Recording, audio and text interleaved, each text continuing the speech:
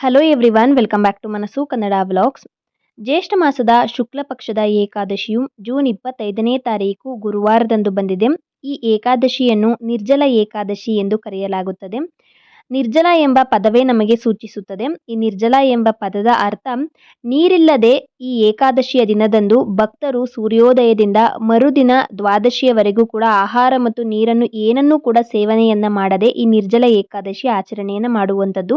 ಅಂದರೆ ಒಂದು ತೊಟ್ಟು ನೀರನ್ನು ಸಹ ಸೇವನೆಯನ್ನ ಮಾಡದೆ ಈ ಏಕಾದಶಿ ಉಪವಾಸದ ವ್ರತವನ್ನ ಮಾಡುವಂಥದ್ದು.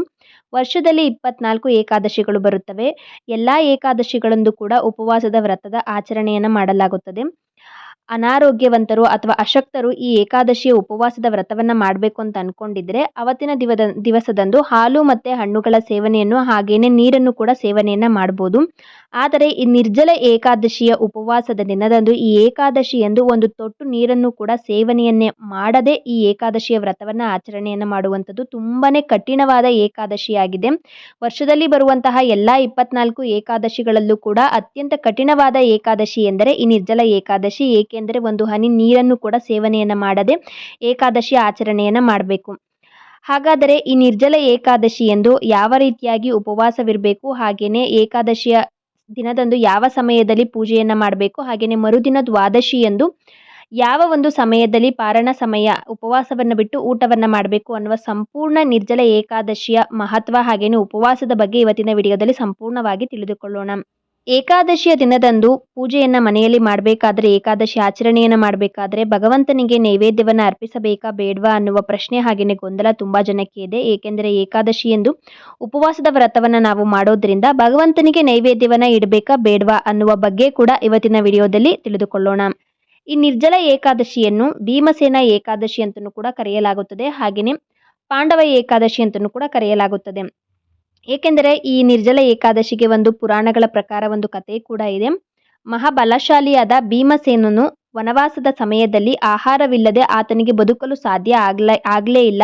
ಆಗ ವರ್ಷವಿಡೀ ಎಲ್ಲ ಏಕಾದಶಿಗಳ ಉಪವಾಸದ ಪ್ರಯೋಜನವನ್ನ ಪಡೆದುಕೊಳ್ಳಲು ಮಹರ್ಷಿ ವೇದವ್ಯಾಸರು ಭೀಮಸೇನನಿಗೆ ಈ ನಿರ್ಜಲ ಏಕಾದಶಿ ಉಪವಾಸವನ್ನ ಆಚರಿಸುವಂತೆ ಸಲಹೆ ನೀಡಿದರಂತೆ. ಅದರಂತೆಯೇ ಭೀಮಸೇನನು ನಿರ್ಜಲ ಏಕಾದಶಿ ಉಪವಾಸದ ಆಚರಣೆಯನ್ನ ಮಾಡಿದನಂತೆ. ಅಂದಿನಿಂದ ಈ ಏಕಾದಶಿಯನ್ನ, ವಿಶೇಷವಾಗಿ ನಿರ್ಜಲ ಏಕಾದಶಿಯನ್ನ ಭೀಮಸೇನ ಏಕಾದಶಿ ಅಥವಾ ಪಾಂಡವ ಏಕಾದಶಿ ಅಂತಲೂ ಕೂಡ ಕರೆಯಲಾಗುತ್ತದೆ.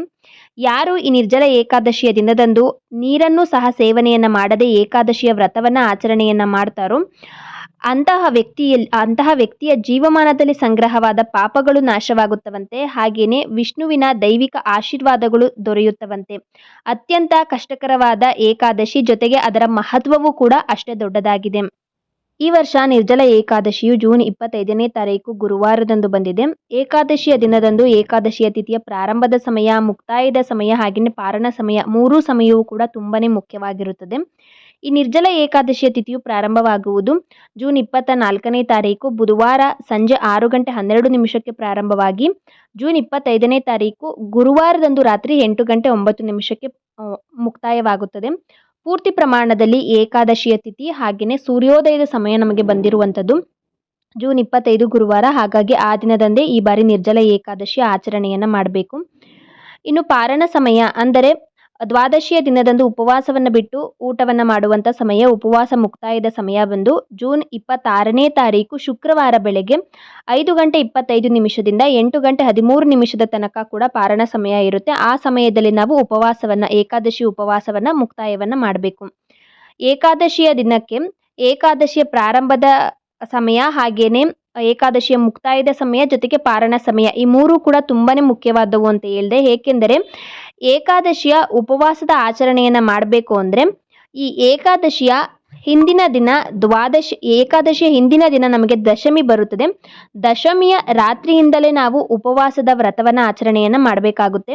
ಏಕಾದಶಿಯ ಹಿಂದಿನ ದಿನ ದಶಮಿಯಂದು ರಾತ್ರಿ ಸಮಯದಲ್ಲಿ ಲಘುವಾದ ಆಹಾರದ ಸೇವನೆಯನ್ನ ಮಾಡಿರಬೇಕು. ಯಾವುದೇ ಮಾಂಸಾಹಾರ ಹಾಗೆಯೇ ಮದ್ಯ ಈ ತರದ ಯಾವುದೇ ಸೇವನೆಯನ್ನ ಮಾಡಿರಬಾರ್ದು. ಜೊತೆಗೆ ಈರುಳ್ಳಿ ಬೆಳ್ಳುಳ್ಳಿಯ ಸೇವನೆಯನ್ನು ಕೂಡ ಏಕಾದಶಿ ಹಿಂದಿನ ದಿನ ದಶಮಿಯ ರಾತ್ರಿಯಂದು ಮಾಡಿರಬಾರ್ದು. ಲಘುವಾದ ಆಹಾರದ ಸೇವನೆಯನ್ನ ಮಾಡಿ ಮಾರನೇ ದಿವಸ ಏಕಾದಶಿಯಂದು ಬೆಳಗ್ಗೆಯಿಂದಲೇ ಉಪವಾಸದ ಸಂಕಲ್ಪವನ್ನ ಮಾಡಿಕೊಂಡು ನೀವು ಉಪವಾಸವನ್ನ ಸಂಪೂರ್ಣವಾಗಿ ಪ್ರಾರಂಭವನ್ನ ಮಾಡಬೇಕು.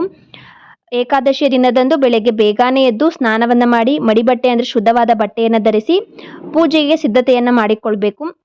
ನಿಮ್ಮಲ್ಲಿ ರಾಮ ಆಗಿರ್ಬೋದು, ಕೃಷ್ಣ ಆಗಿರ್ಬೋದು, ಹಾಗೆಯೇ ವೆಂಕಟೇಶ್ವರ ಸ್ವಾಮಿ, ಶ್ರೀನಿವಾಸ, ಲಕ್ಷ್ಮೀ ವೆಂಕಟೇಶ್ವರ ಸ್ವಾಮಿ, ಲಕ್ಷ್ಮೀ ಸಹಿತವಾಗಿ ವೆಂಕಟೇಶ್ವರ ಸ್ವಾಮಿಯ, ವಿಷ್ಣುವಿನ ಯಾವುದೇ ಫೋಟೋವನ್ನು ಇಟ್ಟು ಕೂಡ ನೀವು ಪೂಜೆಯನ್ನು ಸಲ್ಲಿಸಬಹುದು. ಬರೀ ವಿಷ್ಣು ಫೋಟೋ ಒಂದನ್ನೇ ಇಡಬೇಕು ಅಂತ ಏನಿಲ್ಲ, ಲಕ್ಷ್ಮೀ ಸಮೇತವಾಗಿ ಕೂಡ ನೀವು ಪೂಜೆಯನ್ನು ಸಲ್ಲಿಸಬಹುದು.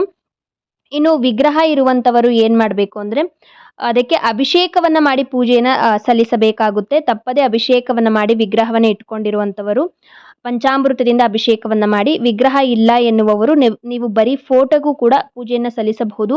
ವಿಷ್ಣು ಫೋಟೋವನ್ನೇ ಇಟ್ಟೆ ಪೂಜೆ ಮಾಡಬೇಕಾ ಅನ್ನೋದಾದರೆ ಆ ಥರ ಏನಿಲ್ಲ. ರಾಮನೂ ಕೂಡ ವಿಷ್ಣುವಿನ ಒಂದು ಅವತಾರ ಆಗಿರೋದ್ರಿಂದ ರಾಮ, ಕೃಷ್ಣ, ವೆಂಕಟೇಶ್ವರ ಸ್ವಾಮಿ, ಶ್ರೀನಿವಾಸ ಈ ಥರದ ಆತನ ಅವತಾರದ ಫೋಟೋಗಳನ್ನು ಇಟ್ಟು ಕೂಡ ನೀವು ಪೂಜೆಯನ್ನು ಸಲ್ಲಿಸಬಹುದು. ಫೋಟೋವನ್ನು ಸ್ವಚ್ಛ ಮಾಡಿಕೊಂಡು ಅರಿಶಿಣ, ಕುಂಕುಮ, ಶ್ರೀಗಂಧವನ್ನು ಹಚ್ಚಿ, ಅಕ್ಷತೆಯನ್ನು ಹಚ್ಚಿ, ನೀವು ಗೆಜ್ಜೆ ವಸ್ತ್ರವನ್ನು ಹಾಕಿ, ಹೂಗಳಿಂದ ಅಲಂಕಾರವನ್ನು ಮಾಡಿ, ಹಾಗೆಯೇ ತುಳಸಿಯನ್ನು ತಪ್ಪದೇ ಅರ್ಪಿಸಲೇಬೇಕು. ತುಳಸಿ ಇಲ್ಲದೆ ವಿಷ್ಣುವಿನ ಪೂಜೆಯೇ ಅಪೂರ್ಣ. ಹಾಗಾಗಿ ಒಂದು ದಳ ತುಳಸಿಯನ್ನಾದರೂ ನಾವು ಏಕಾದಶಿಯಂದು ವಿಷ್ಣುವಿಗೆ ಅರ್ಪಿಸಿ ಪೂಜೆಯನ್ನು ಸಲ್ಲಿಸಬೇಕು. ತುಳಸಿ ಮಾಲೆ ಅಥವಾ ನಿಮಗೆ ತುಳಸಿ ಸಿಗಲಿಲ್ಲ ಅಂದರೆ ಅಟ್ಲೀಸ್ಟ್ ಒಂದು ಎಲೆ ಅಥವಾ ಒಂದು ದಳವನ್ನಾದರೂ ನೀವು ತುಳಸಿಯನ್ನು ಇಟ್ಟು ನೀವು ಪೂಜೆಯನ್ನು ಸಲ್ಲಿಸಬೇಕು. ಹಾಗೆಯೇ ನೈವೇದ್ಯವನ್ನು ಅರ್ಪಿಸಬೇಕು. ನೈವೇದ್ಯದಲ್ಲೂ ಕೂಡ ಒಂದು ದಳ ತುಳಸಿಯನ್ನು ಇಟ್ಟು ನೀವು ನೈವೇದ್ಯವನ್ನು ಅರ್ಪಿಸಿ. ಯಾವುದಾದ್ರೂ ಸಿಹಿ ನೈವೇದ್ಯವನ್ನು ಅರ್ಪಿಸಿ. ಅನ್ನದ ನೈವೇದ್ಯವನ್ನು ಮಾಡೋದಕ್ಕೆ ಹೋಗಬೇಡಿ. ನೀವು ಕೂಡ ಅನ್ನದ ಸೇವನೆಯನ್ನು ಅವತ್ತಿನ ದಿವಸ ಮಾಡಬಾರದು. ಅನ್ನದ ನೈವೇದ್ಯವನ್ನು ಕೂಡ ನಾವು ಏಕಾದಶಿಯ ದಿನದಂದು ದೇವರಿಗೂ ಕೂಡ ಅರ್ಪಿಸಬಾರದು. ಯಾವುದಾದ್ರೂ ಸಿಹಿ ನೈವೇದ್ಯವನ್ನು ಅರ್ಪಿಸಿ. ಬರೀ ಹಾಲನ್ನಾದರೂ ನೀವು ನೈವೇದ್ಯವಾಗಿ ಇಡಬಹುದು. ನೈವೇದ್ಯವನ್ನು ಇಟ್ಟ ನಂತರ ನೀವು ಪೂಜೆಯನ್ನು ಸಲ್ಲಿಸಬೇಕಾಗುತ್ತೆ. ಹಾಗೆಯೇ ಉಪವಾಸವನ್ನು ಮಾಡ್ತಾ ಇದ್ದೀನಿ, ನನ್ನ ಯಥಾಶಕ್ತಿಗೆ ಅನುಸಾರವಾಗಿ ನಾನು ಏಕಾದಶಿ ಉಪವಾಸವನ್ನು ಮಾಡ್ತಾ ಇದ್ದೀನಿ ಅಂತ ವಿಷ್ಣುವನ್ನ ಪ್ರಾರ್ಥನೆಯನ್ನು ಮಾಡಿಕೊಂಡು ನೀವು ಉಪವಾಸದ ಸಂಕಲ್ಪವನ್ನು ಮಾಡಿ ನೀವು ಪೂಜೆಯನ್ನು ಮಾಡಿ ಉಪವಾಸವನ್ನು ಸಂಪೂರ್ಣವಾಗಿ ಪ್ರಾರಂಭವನ್ನು ಮಾಡಿದ ಹಾಗೆ ಆಗುತ್ತೆ. ಏನನ್ನು ಕೂಡ ಸೇವನೆಯನ್ನು ಮಾಡಬಾರ್ದು. ಅದರಲ್ಲೂ ಇದು ನಿರ್ಜಲ ಏಕಾದಶಿ ಈ ಬಾರಿ ಬಂದಿರೋದ್ರಿಂದ ನೀರನ್ನು ಕೂಡ ಸೇವನೆಯನ್ನು ಮಾಡಬಾರದಂತೆ. ನಿಮಗೆ ಆಗಲ್ಲ ಅನ್ನೋದಾದರೆ ನೀವು ನೀರನ್ನು ಮತ್ತು ಹಾಲನ್ನು ನೀವು ಸೇವನೆಯನ್ನು ಮಾಡ್ಬೋದು. ಆದರೆ ಈ ಏಕಾದಶಿಯ ಹೆಸರೇ ಸೂಚಿಸುವಂತೆ ನಿರ್ಜಲ, ಅತ್ಯಂತ ಕಠಿಣವಾದ ಏಕಾದಶಿ ನಿರ್ಜಲ ಏಕಾದಶಿ. ನೀರನ್ನು ಸಹ ಸೇವನೆಯನ್ನು ಮಾಡದಂತೆ ಮಾಡುವಂಥದ್ದು. ನಿಮಗೆ ಆಗುತ್ತೆ ಅನ್ನೋದಾದರೆ ನೀರನ್ನು ಕೂಡ ಸೇವನೆಯನ್ನು ಮಾಡದೆ ಆಹಾರ ಮತ್ತು ನೀರನ್ನು ಎಲ್ಲವನ್ನೂ ಕೂಡ ಬಿಟ್ಟು ನೀವು ಉಪವಾಸವನ್ನು ಮಾಡಬೇಕಾಗುತ್ತೆ. ಇನ್ನು ರಾತ್ರಿಯೆಲ್ಲ ಉಪವಾಸವಿದ್ದು ರಾತ್ರಿಯೆಲ್ಲ ಕೂಡ ನೀವು ಜಾಗರಣೆಯನ್ನು ಮಾಡಬಹುದು. ಬೇಕಾದರೆ ಮಾರನೇ ದಿವಸ ದ್ವಾದಶಿ ಎಂದು ನಾವು ಉಪವಾಸವನ್ನು ಬಿಟ್ಟು ಊಟವನ್ನು ಮಾಡಬೇಕು. ಪಾರಣ ಸಮಯ ನಾನು ಈಗಾಗಲೇ ತಿಳಿಸ್ಕೊಟ್ಟಿದ್ದೀನಿ. ಜೂನ್ 26ನೇ ತಾರೀಕು ಶುಕ್ರವಾರ ಬೆಳಗ್ಗೆ 5:25 8:13 ಕೂಡ ಪಾರಣ ಸಮಯ ಇದೆ. ಆ ಸಮಯದಲ್ಲಿ ನೀವು ಮತ್ತೊಮ್ಮೆ ನೈವೇದ್ಯವನ್ನು ಅರ್ಪಿಸಿ ವಿಷ್ಣುವಿಗೆ ಪೂಜೆಯನ್ನು ಸಲ್ಲಿಸಿ ನಂತರ ನೀವು ಉಪವಾಸವನ್ನು ಮುಕ್ತಾಯ ಮಾಡಬೇಕಾಗುತ್ತೆ. ಸೊ ಏಕಾದಶಿ ಉಪವಾಸಕ್ಕೆ ಏಕಾದಶಿಯ ಹಿಂದಿನ ದಿನ, ಏಕಾದಶಿ ದಿನ ಹಾಗೆಯೇ ದ್ವಾದಶಿ ದಿನ ಈ 3 ದಿನಗಳು ಕೂಡ ತುಂಬಾ ಮುಖ್ಯವಾಗಿರುತ್ತದೆ. ಏಕಾದಶಿ ಎಂದು ನಾವು ಉಪವಾಸದ ವ್ರತದ ಆಚರಣೆಯನ್ನು ಮಾಡ್ತಾ ಇರ್ತೀವಿ. ಹಾಗಾದರೆ ಮನೆಯಲ್ಲಿ ನಾವು ಏಕಾದಶಿ ಪೂಜೆಯನ್ನು ಮಾಡಬೇಕಾದ್ರೆ ನೈವೇದ್ಯವನ್ನು ಅರ್ಪಿಸಬೇಕಾ ಬೇಡವಾ ಅನ್ನುವ ಗೊಂದಲ ಹಾಗೆಯೇ ಪ್ರಶ್ನೆ ತುಂಬ ಜನಕ್ಕೆ ಇದೆ. ಏಕೆಂದರೆ ನಾವೇ ಉಪವಾಸದ ವ್ರತವನ್ನು ಆಚರಣೆಯನ್ನು ಮಾಡ್ತಾ ಇರ್ತೀವಲ್ವ, ಹಾಗಾಗಿ ಕೆಲವೊಬ್ಬರು ನೈವೇದ್ಯವನ್ನು ಇಡಬೇಕು ಅಂತ ಹೇಳ್ತಾರೆ, ಇನ್ನು ಕೆಲವೊಬ್ಬರು ನೈವೇದ್ಯವನ್ನು ಇಡಬಾರ್ದು ಅಂತ ಹೇಳ್ತಾರೆ. ಆದರೆ ನನಗೆ ಏನು ಗೊತ್ತಿದೆ ಇದರ ಬಗ್ಗೆ ಮಾಹಿತಿಯನ್ನು ನಾನು ತಿಳಿಸ್ಕೊಡ್ತೀನಿ. ಏನೆಂದರೆ ಏಕಾದಶಿ ಉಪವಾಸದ ವ್ರತ ಅನ್ನುವಂಥದ್ದು ನಾವು ಭಗವಂತನಿಗೋಸ್ಕರ ಮಾಡುವಂಥದ್ದು. ಅಂದರೆ ವಿಷ್ಣು, ವೆಂಕಟೇಶ್ವರ ಸ್ವಾಮಿ, ಶ್ರೀಮನ್ನಾರಾಯಣರಿಗೋಸ್ಕರ ನಾವು ಏಕಾದಶಿ ಉಪವಾಸವನ್ನು ಮಾಡುವಂಥದ್ದು. ಹಾಗಾಗಿ ನಾವು ಏನನ್ನೂ ಕೂಡ ಸೇವನೆಯನ್ನು ಮಾಡದೆ ಉಪವಾಸವನ್ನು ಮಾಡಬೇಕು. ಆದರೆ ಭಗವಂತನನ್ನು ಉಪವಾಸ ಬಿಡಬಾರ್ದು. ಭಗವಂತನಿಗೆ ನೈವೇದ್ಯವನ್ನು ಅರ್ಪಿಸೇ ನಾವು ಪೂಜೆಯನ್ನು ಸಲ್ಲಿಸಬೇಕು. ಆದರೆ ನಾವು ಉಪವಾಸವಿರಬೇಕು. ನೋಡಿ, ತುಳಸಿ ಮಾತೆಯು ಕೂಡ ಏಕಾದಶಿಯ ದಿನದಂದು ಭಗವಂತನಿಗಾಗಿ, ಭಗವಾನ್ ವಿಷ್ಣುವಿಗಾಗಿ ಉಪವಾಸದ ವ್ರತವನ್ನು ಆಚರಿಸುತ್ತಿರುತ್ತಾರೆ. ಹಾಗಾಗಿ ನಾವು ಏಕಾದಶಿಯ ದಿನದಂದು ತುಳಸಿ ಗಿಡಕ್ಕೆ ನೀರನ್ನು ಅರ್ಪಿಸಬಾರದು. ನೀರನ್ನು ಅರ್ಪಿಸಿದರೆ ಆಕೆಯ ಉಪವಾಸಕ್ಕೆ ನಾವು ತೊಂದರೆ ಮಾಡಿದಂತೆ. ಹಾಗಾಗಿ ಏಕಾದಶಿಯ ದಿನದಂದು ತುಳಸಿಗೆ ನೀರನ್ನು ಹಾಕಬಾರದು. ಭಗವಂತನಿಗೆ ನೈವೇದ್ಯವನ್ನು ಅರ್ಪಿಸಬೇಕು. ನಾವು ನೀರಿನ ಸೇವನೆಯನ್ನು ಮಾಡಬಾರದು. ನಾವು ಭಕ್ತರು, ಆತನಿಗೆ ನಾವು ಭಕ್ತರು. ಭಕ್ತಾದಿಗಳು ಏಕಾದಶಿ ಉಪವಾಸದ ವ್ರತವನ್ನು ಮಾಡಿ ಉಪವಾಸ ಇರಬೇಕು. ಆದರೆ ದೇವರನ್ನು ನಾವು ಉಪವಾಸ ಬಿಡಬಾರ್ದು. ಜೊತೆಗೆ ರಾಯರು ಕೂಡ, ರಾಘವೇಂದ್ರ ಸ್ವಾಮಿಗಳು ಕೂಡ ವೆಂಕಟೇಶ್ವರ ಸ್ವಾಮಿಯ, ಭಗವಾನ್ ವಿಷ್ಣು ಎಲ್ಲ ಅವತಾರಗಳು ಒಂದೇನೆ. ಅವರ ಭಕ್ತರು ಯಾರು? ರಾಯರು. ಸೊ ಹಾಗಾಗಿ ರಾಯರು ಕೂಡ ಏಕಾದಶಿಯ ದಿನದಂದು ಉಪವಾಸದ ವ್ರತವನ್ನು ಮಾಡ್ತಾ ಇರ್ತಾರೆ. ಸೊ ನೀವು ರಾಯರ ಪೂಜೆಯನ್ನು ಏಕಾದಶಿಯ ದಿನದಂದು ಮಾಡ್ತಾ ಇದ್ದೀರಾ ಅಂದರೆ ರಾಯರಿಗೆ ನೀವು ನೈವೇದ್ಯವನ್ನು ಏಕಾದಶಿ ದಿನದಂದು ಅರ್ಪಿಸಬೇಡಿ. ಹಾಗೆಯೇ ರಾಯರಿಗೆ ಹೂವಿನ ಅಲಂಕಾರಗಳನ್ನು ಕೂಡ ಆ ದಿನ ಮಾಡಬೇಡಿ. ಬರೀ ತುಳಸಿ ಮಾಲೆಯನ್ನು ರಾಯರಿಗೆ ಅರ್ಪಿಸಿ ನೀವು ನೈವೇದ್ಯ ಇಲ್ಲದೆ ಪೂಜೆಯನ್ನು ಸಲ್ಲಿಸಬೇಕು. ನೀವು ನಿಮ್ಮ ಮನೆ ಹತ್ತಿರ ಇರುವಂಥ ರಾಯರ ಮಠಕ್ಕೆ ಬೇಕಾದರೆ ಏಕಾದಶಿಯ ದಿನದಂದು ಹೋಗಿ ನೋಡಿ. ಅಲ್ಲಿ ಪ್ರಸಾದವನ್ನು ಕೂಡ ಕೊಡ್ತಾ ಇರೋದಿಲ್ಲ ಏಕಾದಶಿಯ ದಿನದಂದು. ಹಾಗೆಯೇ ಹೆಚ್ಚು ಅಲಂಕಾರವನ್ನು ಕೂಡ ರಾಯರಿಗೆ ಆ ದಿನ ಮಾಡಿರೋದಿಲ್ಲ ಏಕಾದಶಿಯ ದಿನದಂದು. ಬರೀ ತುಳಸಿ ಮಾಲೆಯನ್ನು ಹಾಕಿರ್ತಾರೆ ಅಷ್ಟೇ. ಯಾವುದೇ ಒಂದು ನೈವೇದ್ಯವನ್ನು ಇಟ್ಟಿರೋದಿಲ್ಲ. ಪ್ರಸಾದವನ್ನು ಕೂಡ ರಾಯರ ಮಠದಲ್ಲಿ ಏಕಾದಶಿಯ ದಿನದಂದು ವಿತರಣೆಯನ್ನು ಮಾಡೋದಿಲ್ಲ. ಸೊ ರಾಯರು, ತುಳಸಿ ಮಾತೆ, ನಾವೆಲ್ಲರೂ ಕೂಡ ಭಗವಂತನಿಗಾಗಿ ಏಕಾದಶಿಯ ದಿನದಂದು ಉಪವಾಸದ ವ್ರತವನ್ನು ಮಾಡ್ತಾ ಇರ್ತೀವಿ. ನಾವು ಉಪವಾಸವಿರಬೇಕು, ಭಗವಂತನಿಗೆ ನೈವೇದ್ಯವನ್ನು ಅರ್ಪಿಸಬೇಕು. ರಾಯರಿಗೂ ಕೂಡ ನೈವೇದ್ಯವನ್ನು ಏಕಾದಶಿಯ ದಿನದಂದು ಅರ್ಪಿಸಬಾರದು. ಇದಿಷ್ಟು ನನಗೆ ಗೊತ್ತಿರೋಷ್ಟು, ನಾನು ತಿಳಿದುಕೊಂಡಷ್ಟು ಮಾಹಿತಿಯನ್ನು ಇದರ ಬಗ್ಗೆ ಇವತ್ತಿನ ವಿಡಿಯೋದಲ್ಲಿ ತಿಳಿಸ್ಕೊಟ್ಟಿದ್ದೀನಿ. ಜೂನ್ 25ನೇ ತಾರೀಕು ಗುರುವಾರದಂದು ಬಂದಿರುವ ನಿರ್ಜಲ ಏಕಾದಶಿ ಆಚರಣೆಯನ್ನು ಮಾಡುವುದರಿಂದ ಎಲ್ಲ ಪಾಪಗಳು ಕೂಡ ನಾಶವಾಗುತ್ತವೆ. ಹಾಗೆಯೇ ಆ ದಿನದಂದು ಉಪವಾಸ, ಪೂಜೆ ಹಾಗೆಯೇ ದಾನವನ್ನು ಮಾಡುವುದರಿಂದ ಶಾಶ್ವತ ಪುಣ್ಯ ಅನ್ನೋದು ಕೂಡ ದೊರೆಯುತ್ತದೆ.